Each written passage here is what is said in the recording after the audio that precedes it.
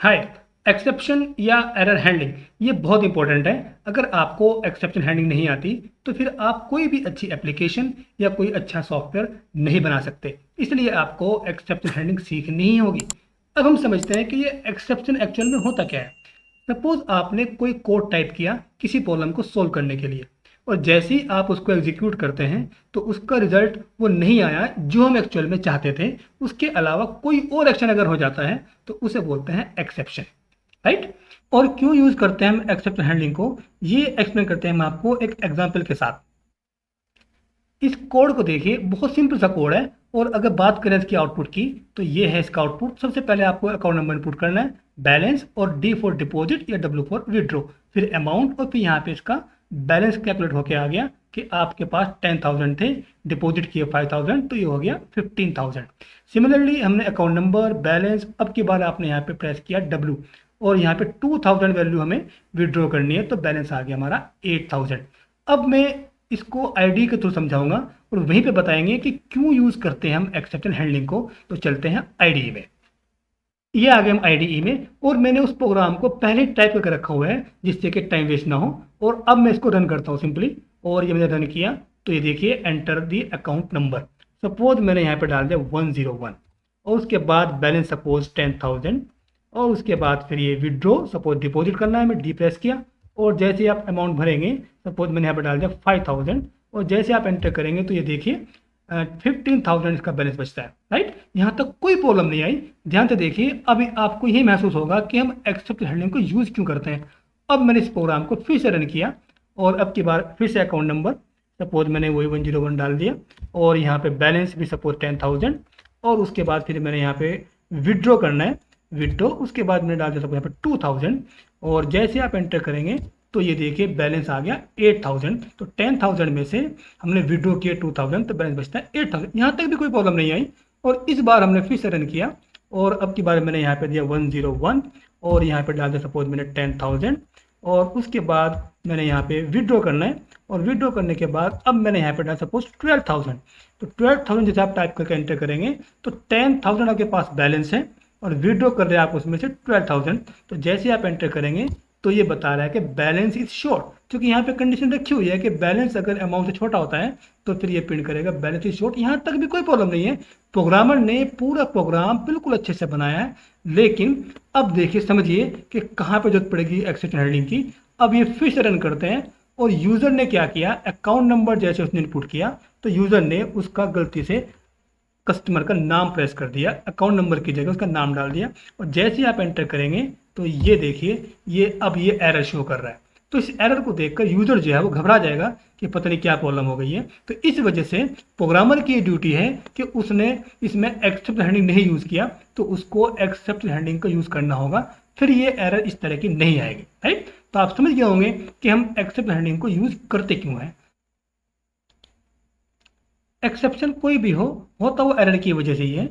और एरर क्या होती है आप अच्छे से जानते हैं। एरर एक ऐसी मिस्टेक होती है प्रोग्राम के अंदर जिसकी वजह से प्रोग्राम का जो एग्जीक्यूशन है ये तो वो स्टॉप हो जाता है, या फिर उसका जो रिजल्ट है वो ठीक से नहीं आता है, इनकरेक्ट आता है।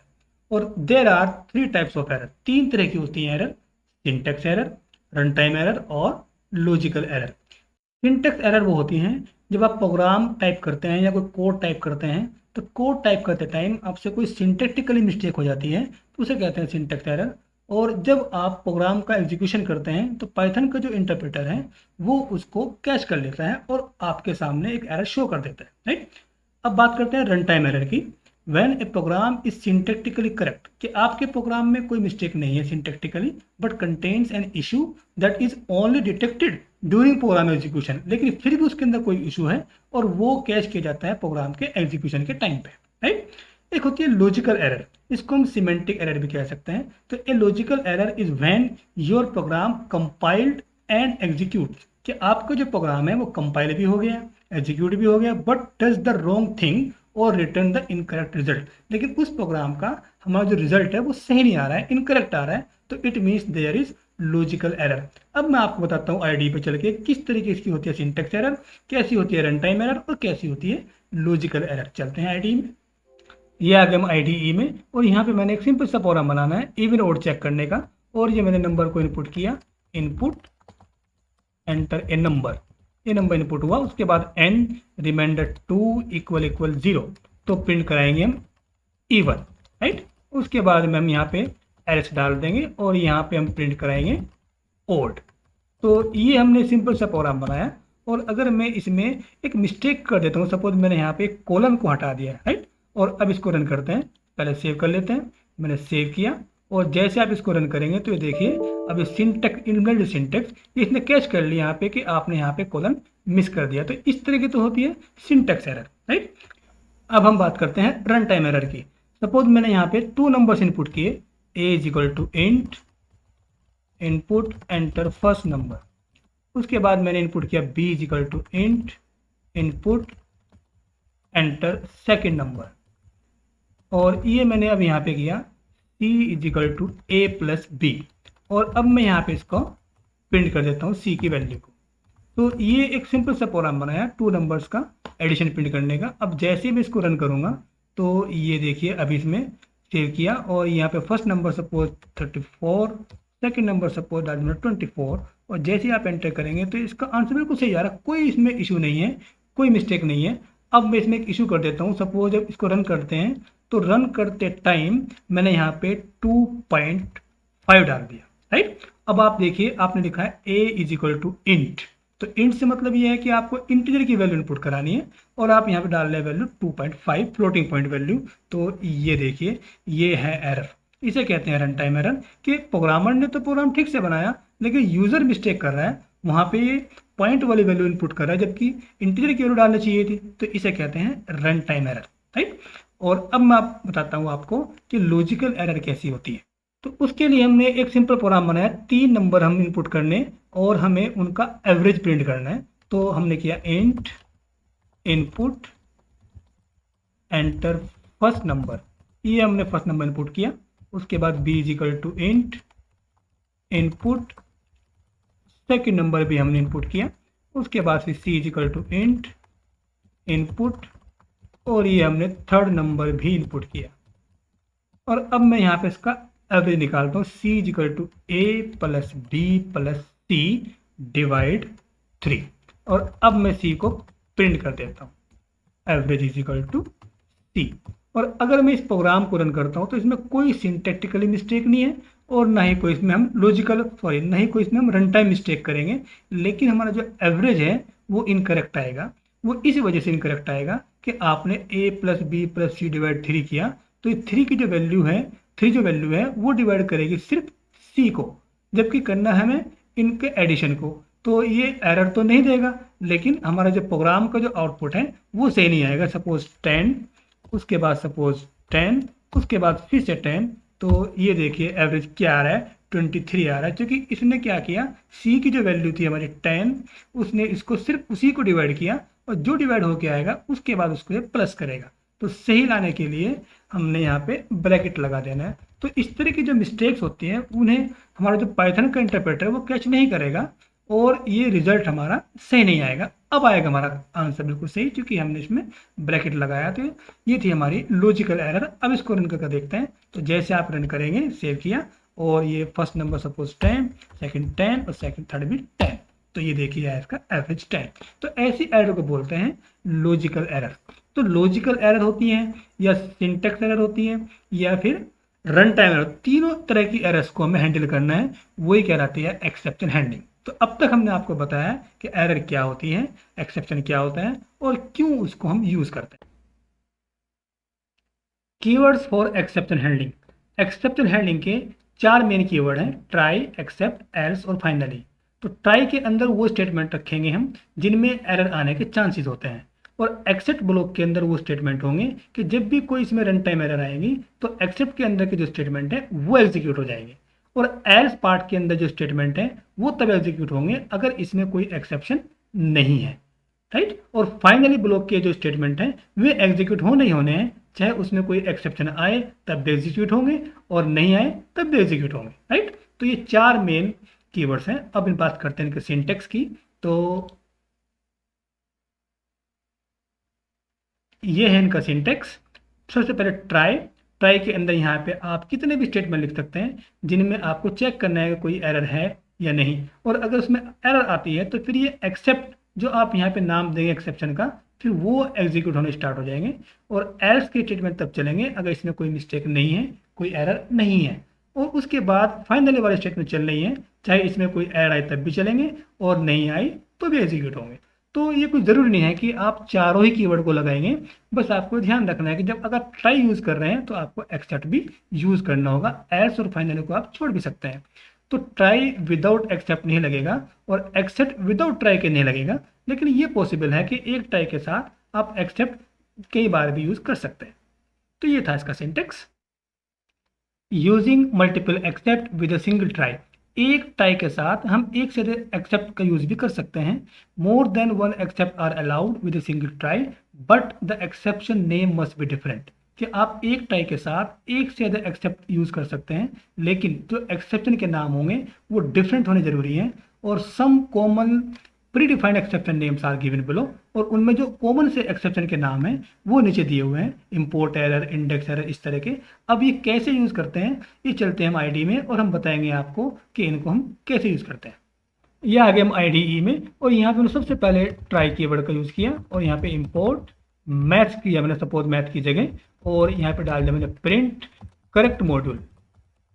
और उसके बाद मैंने यहाँ पे अब एक्सेप्ट भी यूज़ किया है, एक्सेप्ट, और यहाँ पे इसके एक्सेप्शन का नाम डाल देंगे इंपोर्ट एरर। और अब यहाँ पे टाइप किया मैंने इनवैलिड मॉड्यूल। और अब इसको रन करके देखते हैं। तो जैसे इसको रन करेंगे, पहले सेव कर लेते हैं, और ये सेव किया, और आप जैसे इसको रन करेंगे तो ये देखिए इनवैलिड मॉड्यूल प्रिंट कर रहा है, क्योंकि मैथ्स नाम का कोई भी मॉड्यूल नहीं है। तो इंपोर्ट एरर ने इस एरर को कैच कर लिया है। अगर सपोज मैं यहाँ पे कर देता हूँ मैथ, क्योंकि इस नाम का मॉड्यूल तो होता है, तो फिर प्रिंट करेगा एक करेक्ट मॉड्यूल। पहले सेव कर लेते हैं, ये सेव किया, और जैसे आप इसको रन करेंगे तो देखिए करेक्ट मॉड्यूल लिखा हुआ है। तो इस तरीके से हम यूज़ करते हैं इन एक्सेप्शन के नाम को। अब मैं आपको बताता हूँ कि एक ट्राई के साथ एक से ज़्यादा एक्सेप्ट कैसे यूज़ करते हैं। तो सबसे पहले टाइप किया मैंने ट्राई, उसके बाद ए की वैल्यू इनपुट कराई, integer input, enter first number, ये फर्स्ट नंबर इनपुट किया। उसके बाद B is equal to int input, और यहाँ पे भी एंटर सेकेंड नंबर, ये दो वैल्यू हमने इनपुट कराई। उसके बाद c is equal to a divide b, और अब मैं इसको प्रिंट कर देता हूँ इसका result, print result is equal to, और ये मैंने प्रिंट कर दिया है सी को, राइट। तो ये सिंपल सा प्रोग्राम बना है कि दो वैल्यूज को आपस में डिवाइड करना है। और अब यहाँ पे मैंने किया एक्सेप्ट वैल्यू एरर, ये मैंने एक्सेप्शन का यूज किया है, और यहाँ पे प्रिंट किया है मैंने इनवैलिड इनपुट। उसके बाद मैंने यहाँ पे एक एक्सेप्ट और लगाया है, उसका नाम है जीरो डिवीजन एरर, ये। उसके बाद मैंने यहाँ पे टाइप कर दिया है कि number can not be divided by zero, divided by zero, ये मैंने टाइप कर दिए दो एक्सेप्शन के नाम। और अब मैं इसको सिंपली सेव करके रन करता हूँ। ये मैंने इसको सेव किया, और अब इसको रन करते हैं। तो जैसे आप रन करेंगे तो एंटर फर्स्ट नंबर, सबसे पहले फर्स्ट नंबर सपोज 20 डाल दिया मैंने यहाँ पे, ये देखिए। और अब मैंने डाल दिया यहाँ पे 4.5। अब जैसे आप एंटर करेंगे तो ये डेफिनेटली क्या कह रहा है, इनवैलिड इनपुट। तो इसने, इस वाले एक्सेप्शन ने, वैल्यू एरर वाले एक्सेप्शन ने इस एरर को कैच कर लिया है कि आप इसमें कोई भी गलत वैल्यू अगर इनपुट करेंगे तो इसको ये प्रिंट करेगा इनवैलिड इनपुट। उससे पहले हमने प्रोग्राम बनाया था एक्सेप्शन हैंडलिंग का, कि जब आपने यहाँ पे गलत वैल्यू इनपुट की थी तो सिस्टम ने अपनी जो एरर आती है खुद की, वो एरर इसने शो की थी। इस बार ये हमारे वाले जो एरर है वो शो कर रहा है। तो इससे यूजर समझ जाएगा कि इसने गलती यहाँ पे वैल्यू डालने में की है। और अब फिर से रन करते हैं, और मैंने यहाँ पे नंबर सपोज 20, और इस बार नंबर डाल दिया मैंने 0। तो जैसे एंटर करेंगे तो ये प्रिंट कर रहा है कि number can not be divided by 0, क्योंकि ये जो एक्सेप्शन है ये वाला इसी के लिए है कि कोई भी नंबर हम 0 से डिवाइड नहीं कर सकते, मैथमेटिकली फॉल्ट है। तो ये इसे कैच करेगा और ये वाला एरर मैसेज शो कर देगा। और अब फिर से रन करते हैं इसको, और जैसे मैंने रन किया और मैंने डाला सपोज यहाँ पे 20, और उसके बाद डाल सपोज 5। तब जैसे इनपुट करेंगे 25, तो ये देखिए रिजल्ट शो कर रहा है 4.0। तो इस तरीके से अब की बार कोई भी मिस्टेक इसमें नहीं थी इन स्टेटमेंट्स के अंदर, तो इसलिए कोई एरर भी नहीं आई। तो ये जो स्टेटमेंट हमने यहाँ डाल दिया ट्राई के अंदर, तो ये एग्जीक्यूट होंगे, और इनमें अगर कोई भी रन टाइम एरर है तो ये इस तरह की एरर है उसे कैच करेगा। इस तरह टेस्ट करेगा। और इस तरीके से हम बहुत सारे एक्सेप्शंस होते हैं, उनको सबको हम इस तरीके से यूज़ कर सकते हैं। अब हम बात करते हैं एल्स की। तो सपोज मैंने यहाँ पे एल्स स्टेटमेंट लगा दिया यहाँ पे एल्स, और मैंने यहाँ पे डाल दिया प्रिंट फिनिश, ये स्टेटमेंट डाल दिया। अब मैं इसको रन करता हूँ, पहले सेव करना होगा और फिर इसको रन करेंगे। और जैसे ही रन करेंगे तो ये देखिए 20, उसके बाद 4.5 मैंने डाल दिया यहाँ पे। और जैसे आप एंटर करेंगे तो ये देखिए एरर शो कर रहा है इनवैलिड इनपुट, लेकिन एल्स के अंदर जो मैसेज है ये प्रिंट नहीं होगा। ये तब एग्जीक्यूट होगा जब इसमें कोई एरर नहीं आएगी। तो इस बार हम जो नंबर देंगे 20 डाल दें सपोज मैंने यहाँ पे, और ये 20 और उसके बाद डाल दें सपोज 5। तो जैसे एंटर करेंगे तो देखिए एरर तो कोई नहीं आई, रिजल्ट भी आया और अब ये फिनिश को भी प्रिंट कर रहा है, राइट। तो एल्स के स्टेटमेंट तो एग्जीक्यूट होंगे जब इनमें कोई एरर नहीं आएगी। अब मैं बताता हूँ आपको फाइनली के बारे में। तो यहाँ पे मैंने डाल दिया सपोज फाइनली, और उसके बाद मैंने यहाँ स्टेटमेंट डाल दिया कि वेल डन, ये मैंने मैसेज डाल दिया वेल डन। अब हमें देखना चाहते हैं कि ये अब आउटपुट क्या आएगा। तो ये बताया था मैंने आपको कि फाइनली के जो स्टेटमेंट हैं वो एग्जीक्यूट 100% होंगे, चाहे कोई एरर आए तब भी एग्जीक्यूट होंगे, और अगर एरर नहीं आए तब भी एग्जीक्यूट होंगे। अब ये मैंने इसको सेव किया, और सेव करने के बाद इसको रन करेंगे तो ये देखिए एंटर फर्स्ट नंबर सपोज डालते 20 और उसके बाद इसको 5। तो जैसे ही एंटर किया तो देखना रिजल्ट भी आया है और फिनिश भी प्रिंट हुआ है, क्योंकि इसमें कोई एरर नहीं आई है। और फाइनली की जो स्टेटमेंट है वेल डन, ये प्रिंट हुआ मैसेज, ये तो होना ही है, क्योंकि कोई एरर आए तो भी प्रिंट होगा और अगर नहीं आई तो भी प्रिंट होगा। तो इस बार कोई एरर तो नहीं आई और वेल डन भी प्रिंट हुआ है। और इस बार हम क्या करेंगे कि इसमें अब की बार एक एरर मिस करते थे। सपोज हमने किया पे 20 और यहाँ डाल दो सपोज मैंने 4.5। तो जैसे ही आप एंटर करेंगे तो ये देखिए इसमें एरर आई है इनवैलिड इनपुट, और ये वेल डन प्रिंट होना ही है, राइट। तो फाइनली की जो स्टेटमेंट है वो एग्जीक्यूट जरूर होते हैं, चाहे कोई स्टेटमेंट आए तभी होंगे और नहीं आए तब भी होंगे। तो इसके अंदर हम चाहें तो यहाँ से इसको हटा करके आप चाहें तो ये जो स्टेटमेंट हमने यहाँ पे लिखा है आप इसको यहाँ पे कट करके पेस्ट कर दीजिए और इसको इस तरीके से, और अब इसको हम रन करके देखते हैं क्या होता है। सपोज मैं नंबर डाल दिया सपोज 20 और उसके बाद सपोज 4.5। तो जैसे ही एंटर करेंगे तो देखिए प्रिंट कर रहा है इनवैलिड इनपुट, लेकिन रिजल्ट भी दिखा रहा है, राइट। जबकि वैल्यू तो गलत हो गई हमारी, लेकिन तब भी रिजल्ट दिखाएगा, क्योंकि ये फाइनली के अंदर आ गया तो ये स्टेटमेंट एग्जीक्यूट होना ही है, राइट। तो ये था हमारा ट्राई, एक्सेप्ट, एल्स और फाइनली कीवर्ड का example. User defined exception, Python में यूजर अपना एक्सेप्शन भी डिफाइन कर सकता है। दोस्तों उसकी बाउंडेशन ये है, कंडीशन ये है कि एक्सेप्शन नाम की प्री डिफाइंड क्लास है, उसको इनहेरिट करना ही होगा। डायरेक्टली इनहेरिट करें या इनडायरेक्टली भी इनहेरिट कर सकते हैं। और ये है इसका सिंटेक्स, पहले क्लास और यूजर डिफाइंड एक्सेप्शन का नाम।